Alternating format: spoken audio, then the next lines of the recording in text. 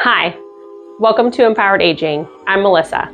I'm a physical therapist assistant with nearly a decade of experience working with geriatrics. Today, I'm going to walk you through a safe, effective 10-minute balance and fall prevention routine that you can do anytime. Let's get started. Today's video on balance and fall prevention. All you need is a chair or a countertop, anything that's solid, enough space to work, and then also some good shoes, supportive shoes. So first, we're just going to start with a quick warm-up. Just going to have you roll your shoulders back, just a couple times backwards, and we're going to go a couple times forwards as well. Forwards and back. And then we're just going to do a little bit for the knees. We're just going to bend the knees just slightly and come back up. Bend and come back up. Perfect. Just slightly. Once again, I'll go from the side. Not a really big bend, just a little knee bend and back up. Just enough to kind of get these knees working, legs working a little bit before we get started. So the first balance fall prevention activity we're going to do is weight shifting. So we do these in the clinic just to start somebody on getting ready for walking, getting their walking more stable. We're just shifting our weight back and forth. Of course, you always have your support, your chair, your countertop, whatever you need to use. You shouldn't need to lift your feet at this point. All we're doing is just shifting from one foot to the other. Just a slight shift. All you're going to think about is just keeping your chest up tall. You can engage your core just a little bit. Just kind of squeeze nice and tight, back and forth. And then we're going to go forward and back. So onto your toes and onto your heels. We're not looking for a heel or toe lift, just feeling that center of gravity shift forward and back. Turn sideways here so you can see it's simply just forward and back. We don't want to lift our toes or heels yet. It's just a forward and a back. And again, if you're feeling up to it, you can always let go of your support. If you don't feel comfortable, that's fine. You can keep your hand on there. But that's just going to really work on that ankle strength, which is really a huge part of your balance as well. When you start to get off balance, it's important your ankles can engage and kind of keep you from shifting too far. So the next one we're going to do is adding the heel and toe lift. So we're going to go up on your toes, keeping your knees nice and straight, back down and raise up your toes. Raise up your heels, keeping the knees straight. We're going to rock back and raise up our toes. To challenge a little bit, you can always, of course, try to let go of the support a little bit, but just do that if you feel comfortable, whatever you're comfortable with. Just focusing on slow and controlled on this one. We don't want to go too fast. It'll knock us off balance a little bit. So just enough to keep your balance, slow and controlled, forward and back. And the next one we're going to do is marching. So we're going to start picking up the feet this time. So one foot and then the other. This is no specific height. We want to try to lift it high if you can. A little lift is okay too. Anything that gets the foot off the floor.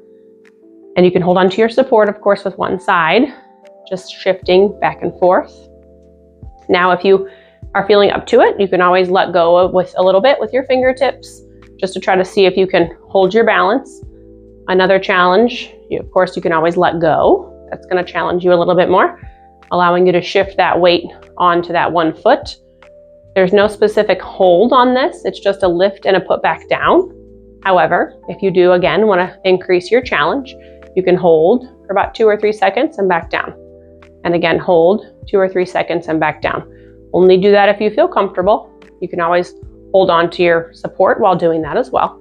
And the last thing we're going to add for challenge on this one is we're going to swing the opposite arm up with the opposite leg. So this is just going to increase your coordination a little bit, as well as working on your balance. So of course, only do this one if you feel comfortable and you're not feeling like you need the support, but just shift your weight over to one foot, raising up that opposite arm. Going to increase your coordination a little bit, as well as your balance. And so the next one we're going to do, we'll start with holding on for this one, is what we call our single leg stance. So this can be a little more advanced. So like I said, holding on, you can also hold on with 2 hands and face your support, whichever you feel comfortable with. But again, don't feel down on yourself. This is a harder one. So we're just going to lift one foot and just hold it. It doesn't matter how high this knee comes, just a little bit. The biggest thing to focus on is to make sure that knee you're standing on is just kind of soft. You don't want to lock your knee out or have your knee bent. You just want to have a nice, strong, straight knee. Then we'll switch and go to the other side.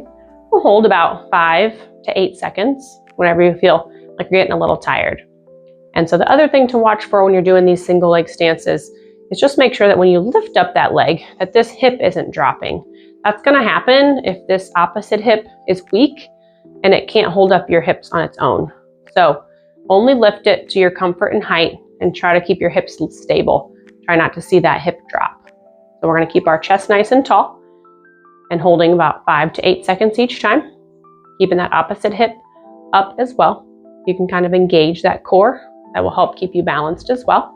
If you're trying it with a little more challenge, once again, you can kind of fingertips on your support or no support, whatever you feel comfortable with.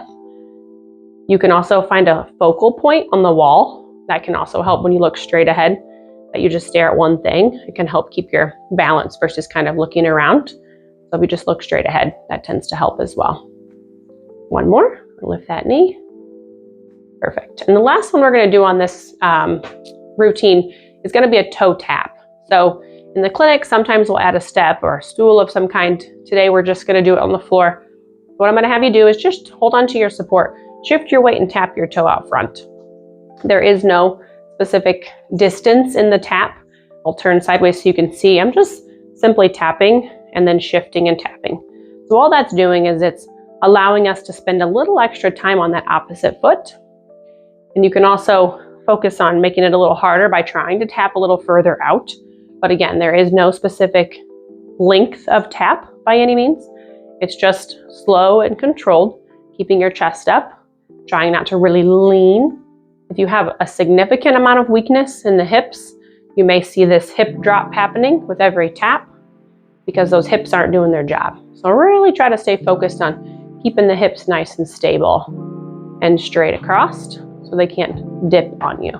And again, you can always let go a little bit, keeping those steps nice and controlled. And you can always drop a hand if you feel really comfortable.